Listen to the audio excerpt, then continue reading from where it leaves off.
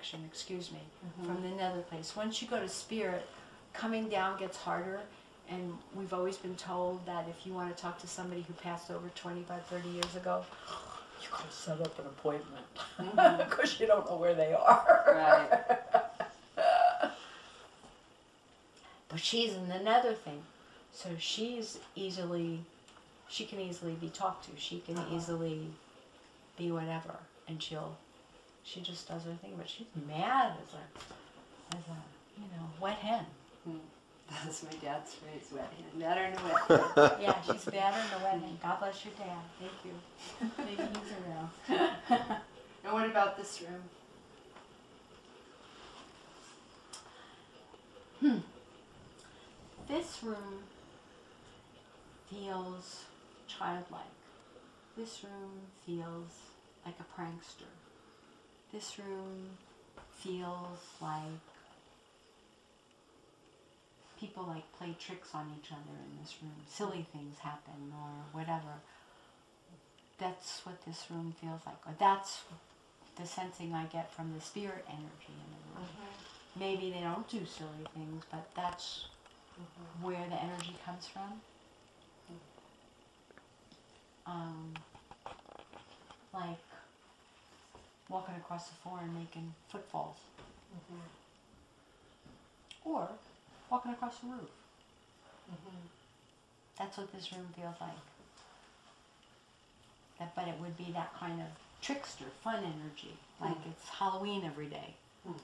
Let's do this, let's get a sock full of chalk. And talking about making it rain inside the room. But that's what this room feels like. This feels like trickster energy in here. What's happened in here? My cousin passed away here. This trickster energy. Oh. In December. There's fun energy in here. Okay, when you go to spirit, you get to be whatever age you want, but you always show up. You always show up as a kid. You can show up as a kid, but this is like I want to walk across the floor and make footfalls. I want to bang on the roof. I want to bang on the door.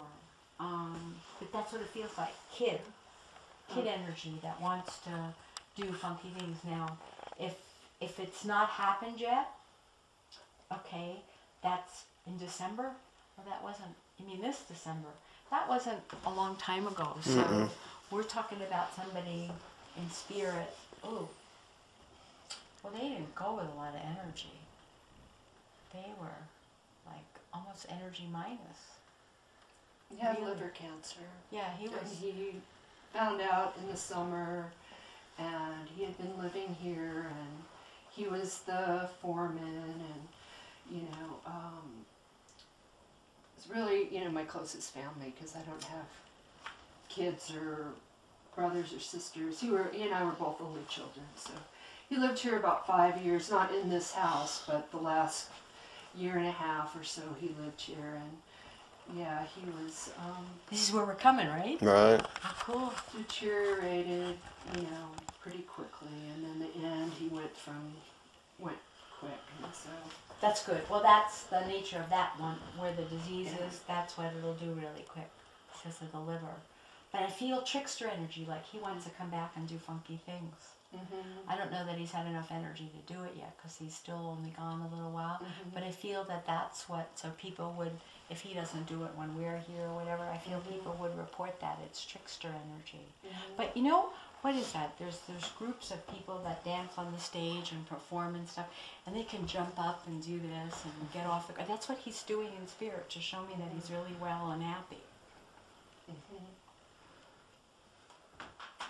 And did he have some real heartache in his life? Because he's holding his hand over his heart, and he's telling me that I healed my heart too. This feels better too. Because I feel like there was some real heartache for him that he never wanted to get over. Yeah, he's pretty complicated, But he's telling me that he healed everything in his heart. So obviously, like one of those people who does do good work when you get up there. He went up there and sat down and opened his book and looked through his computer. Because he said his heart's healed. Like right here with his hand, and he's telling me that his heart's healed. you could definitely use a vacation. Well, he was always really, really concerned about me. You know, he didn't want to see me cry through the process. He didn't want to see me suffer.